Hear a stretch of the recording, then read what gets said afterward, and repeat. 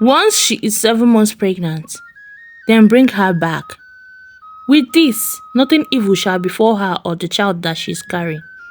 That child will be a special child, a child that will save and liberate your family and village from the bondage of the evil one.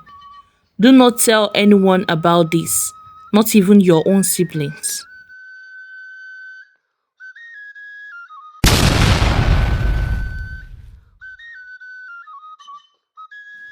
The golden sun dipped low on the horizon, casting long shadows over the red earth of Amaku village, a small village that was consumed with terror and fear of a man called Ebuigwe. Ebuigwe was known for his evil ways, his diabolical ways and wickedness. He threatens and kills people for fun. He takes people's land forcefully, and no one has ever dared to challenge him because they all fear that he is going to kill them. And this made the village of Amaku to remain backwards and never succeed. Because anyone that tries to be productive or become successful in the village ends up losing everything, becomes useless or die. Ebigwe wants to be the only successful man in the whole village. When it comes to Ebigwe's family, Ebigwe came from a very decent family. His father married 2 wives. His own mother was the first wife. The second wife gave birth to 2 boys and a girl. Ebigwe was the only child of his parents, especially his mother. His mother trained him in an evil way. She made him who he became. The mother was an evil woman who later died strangely. Ebigwe grew up to become who he was. He forcefully took his stepbrother's land from them. He believed in charms so much, so he uses his evil charms to do anything he wants. Years later, Ebigwe got married to a beautiful woman named Akmugo, who later gave him 4 beautiful daughters. Ebigwe was not happy and satisfied about having only daughters. Then he decided to consult his oracle that he worships. He did a lot of sacrifices for his oracle to give him a male child, but the oracle rejected all the gifts and animals and requested for one big sacrifice. The oracle requested for the blood of his first daughter. Ebigwe felt bad about it at first, but decided to go with the plan. The oracle told him that he needs a human blood to give him back another human blood.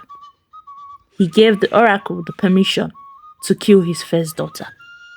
That night, when everyone has gone to bed, the oracle visited the daughter and strangled her in her sleep. Nobody knew what happened, only Ebigwe. The next morning, the wife tried waking her up, but she didn't wake up, then checked her pulse and found out that she is dead already. The mother screamed loudly and called her husband. Her husband Ebigwe came in and pretended like he didn't know what happened. He buried his daughter immediately without even mourning her. Few weeks later, his wife became pregnant. Then months later, she gave birth to a baby boy. Ebigwe was so happy that he finally has a son. Ebigwe's 3 step siblings were really struggling. Their names are Obinna, Ugeze, and Ugonne. Obinna is the eldest of them all. He was really struggling to take care of his other siblings. Ebigwe, his stepbrother, gave him only 2 years, but Ebigwe feels so superior and took the whole land their father had and left them with just only 1 piece of land to cultivate in. They were all old enough to marry, even their only sister Ugonne. But no husband was coming. Ugonne, their sister, is a very beautiful, hardworking and well-trained girl. Any man that sees her immediately likes her. But once the man comes to her village to ask for her hand in marriage, ends up not coming back again. This happened for several times. Ebigwe started a rumor about her that she's an Ombanji, that she has spiritual husband. Everyone avoided her like a disease. What they didn't know was that Ebigwe was actually the person responsible for all their misfortune and predicaments. Ebigo was so happy that none of his siblings were doing well. He was happy that he's doing better than them. Obina was in so much pain. He prayed for the gods to come to his rescue.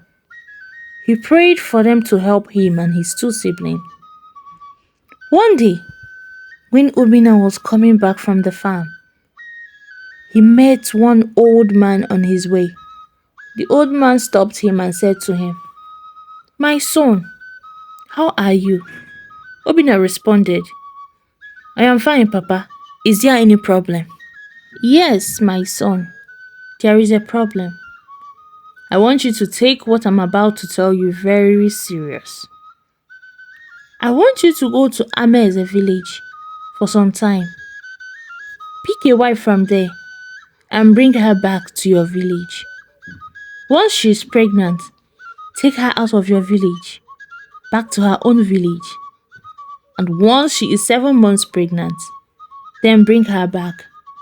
With this, nothing evil shall befall her or the child. That child will be a special child. A child that will save and liberate your family and village from the bondage of the evil one. Do not tell anyone about this, not even your own siblings. Do not tell them that you are going to another village to get a wife, or when your wife is pregnant. Make sure you pay your wife's bride price before bringing her home. Make sure you do everything I said to you. If not, you, your siblings, and your village will be doomed forever. Do not forget that obedience is better than sacrifice." The old man turned and left. Obina stood there speechless. He turned to talk to the old man, but he could not see him again. He hurriedly went home. When he got home, he thought about what the old man said to him. He kept wondering why the old man instructed him to do such, and how he knew he has not married yet. When he slept that night, the old man came to his dream and repeated the exact thing he said to him that evening. He woke up at the middle of the night and made up his mind to leave their village that morning. Very early in the morning, he left when everyone was still sleeping. When the siblings woke up, they looked for him but could not find him. They thought he went to the market or farm. But at the end of the day, they didn't find him. They thought that maybe he must have run away. Egbigo was very happy that Obinna ran away and that the remaining two would be easy to deal with. He said he will soon make them also to run away so that he can collect their remaining land, house and properties, and he will have everything to himself. Obinna's siblings prayed to the gods to protect their brother and to bring him back home safely. Obinna was already at Ameze village.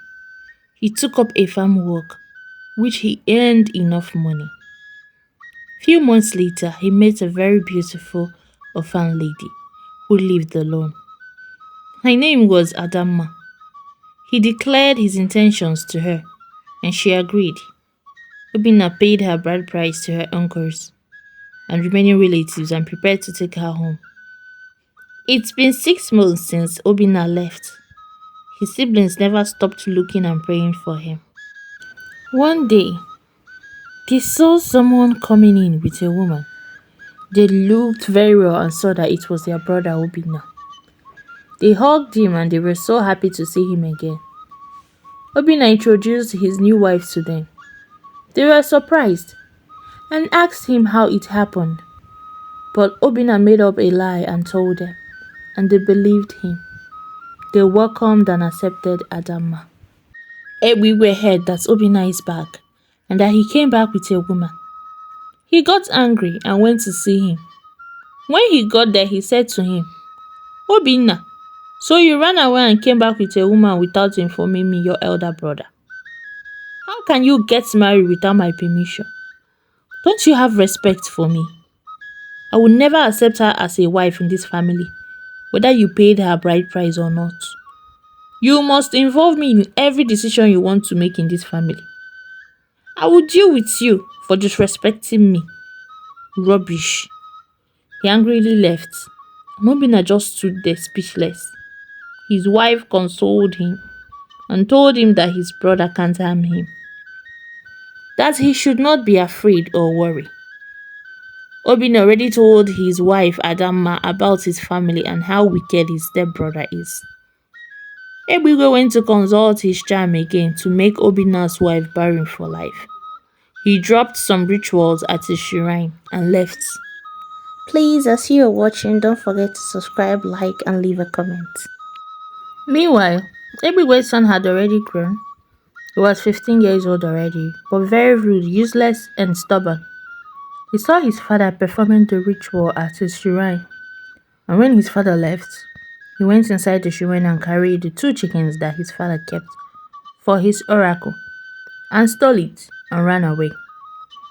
He went with his gang at a secret place and roasted the chicken, and they ate. The father didn't know that his sacrifice was taken by his own son.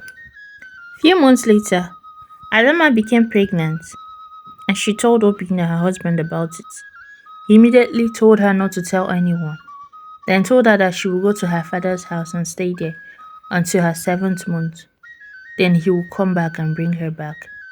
He told her that it will not be safe for her in the village, that she should please listen to him. He went ahead to tell her everything the old man said to him and how the old man told him to take his wife out of the village once she's pregnant. She was confused though, but didn't question her husband because she knows that he is doing it for her own safety. She trusted him so much. That early morning, Obinna took her to her father's house, provided everything for her.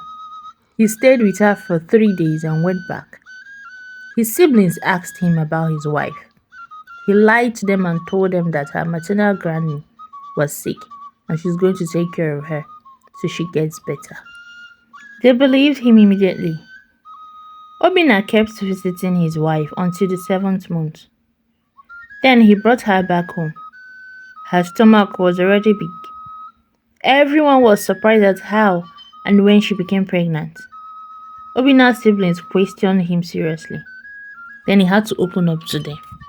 Obinna told his siblings the whole truth about how he met an old man and all the instructions he gave him. The siblings understood him immediately.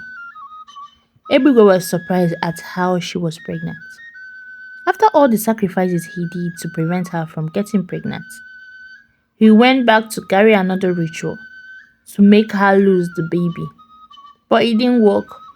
He tried everything he could, but the baby fought back.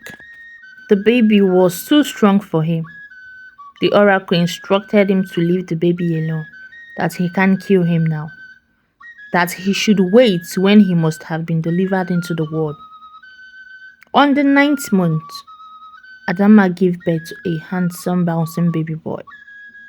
Everyone was so happy for them in the village. Obinna was the happiest. He finally had a son. His siblings were also happy for him, except his stepbrother Ebigwe. Ebigwe heard the news. He wants to be the only one that has a son in their family. He swore to kill the child. Meanwhile, Ebigwe's children were all useless, both the boy and the girls. His 3 daughters were already old enough to marry, but no one was coming for them because of their bad characters. But Ebigwe would never want to be shamed. He then looked for some rich men in their family to marry off his daughters. He used his charm to cage them and manipulate them into marrying his daughters, which they all did. His whole daughter all got married, leaving only his only son, who doesn't want to be useful. He steals and bullies people in their village, chasing women around and looking for food to impregnate. Ebigwe tried every possible way to correct the ways of his son, but it didn't work. He also tried all possible ways to eliminate Obinna's newborn son, but the baby spirit was too strong for him. What he didn't know was the boy is going to be the end of him. Obinna named his son Ikenna. 10 years later, Ikenna grew up to become a special child, very intelligent, hardworking, and respectful, and even very strong at his age. He was gifted. He was a big obstacle to Ebuigwe. He hated his uncle so much. One fateful day, Ebuigwe told his wife to prepare a delicious meal for them, that he wants to give it to someone. His wife did, and he brought the food and poisoned it, and secretly entered Obina's kitchen and dropped the food for Obina and Ikenna to eat it and die. Obina's wife traveled for some days. It was just Obina's sister that cooked for them before going to the market. So Obina would think that the food was cooked and kept by his sister.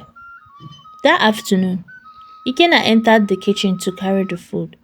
He brought out the food outside to eat. He dropped it on the table and went inside to call his father. Immediately, Ebigwe's son came in and saw the food and how delicious it looked. He stole the food away and ate it. When Ikenna came out with his father, they saw that the food was taken. Obina wanted to go look for it, but Ikenna, his son, stopped him and told him that the food was not meant for them, that it was a blessing that the food was stolen. His father stood there looking confused, wondering what his son was actually talking about and why he was saying all these things. If you are enjoying this story, please subscribe, like, and leave a comment. Thank you. Few minutes later, they started hearing screams, and it turned out that Ebiwe's son vomited blood and died after he ate the food. And Ebiwe knew where the food came from. He was so angry and pained. He lost the only son he had. He swore to revenge and spill blood. That night, an old man visited Ikenna in his dreams and told him what his uncle was planning to do. So the old man instructed him to get a bowl of water and add salt into the water, that he should take it outside so that the heavenly dew will drop directly into the bowl of water. That once it is 4 a.m., they should take the water to his uncle's shrine and pour the water there, then burn the shrine. He immediately woke up and told his father everything that he dreamt of. His father told him that they should obey the dream and do as they were told. Ikenna and his father did everything that he was instructed in the dream to do. Around 4 a.m., they took the water that contained the dew and the salt and went to Ebigwe's shrine. When they got to Ebigwe's shrine, they poured the water all around the oracle and the charms. When they were done, Ikenna told his father to get a lighter for him, that he was going to burn down the shrine, that after burning it, their family and village will be set free from the evil bondage. His father told him that it's too much for a child to do alone, that the charms there are too strong, that it might kill him. But Ikenna replied his father saying, "Father, I'm not alone. Something greater and more powerful than these charms is with me. The gods are with me. I'm not alone. So, father, please just do as I say." His father rushed inside and got the lighter and gave it to his son. He prayed round the whole shrine. Then, as he was about to light up the place, the father said to him, "My son, this place is filled with water. How will you burn down a place full of water?" His son replied, "Have faith, father." Immediately, he lighted up the whole place, and everywhere caught fire, burning with force. Just as they were about to go inside, everywhere came out and started screaming and shouting. It was already 5 a.m. to 6 a.m. People heard the screams and fire and gathered around. Immediately, everybody started screaming, saying, "I can't see! I can't see! Please help me! I can't see! Please! I will confess, please! Please, I will confess! I am responsible for everything bad that has been happening in this village. Please, I will confess everything. I made my stepsister Ugonne never to marry in her life. I made my stepbrother Ugeze to be useless and not be fruitful. I don't know how Obinna, my brother, escaped my charm. Everything I tried on him and his family didn't work. I was responsible for the death of my first daughter. I took her life in exchange for her son, who I also caused his death by mistake. The poisoned food I dropped for Obinna, my brother, and his son was what he ate and died. I tried every possible way to kill Ikenna, Obinna's son. But he's a very strong boy. He has a strong chi that has been protecting him. This boy is not ordinary. He burnt my shrine and oracle and nothing happened to him. Ha! He's a demon. Please, you people should save me. I'm equally responsible for some deaths and misfortunes of some people in this village. Please forgive me, please. He proceeded to start calling names of people that he killed with his evil charm. He made mention of making his son-in-laws to marry his daughters with charm. His wife was shocked and surprised. The whole villagers were just shocked and screaming. Ebigo was screaming and calling for his wife's help. But immediately, his wife went inside, packed her bags, and left him. Everyone left and abandoned him. The charms he used in tying his daughter's husbands cleared, and they all sent his daughters out of their homes. He was abandoned. Nobody cared for him. Sometimes, you feel like someone is flogging him. He'd be feeling pains and screaming, shouting for help. His daughters abandoned him.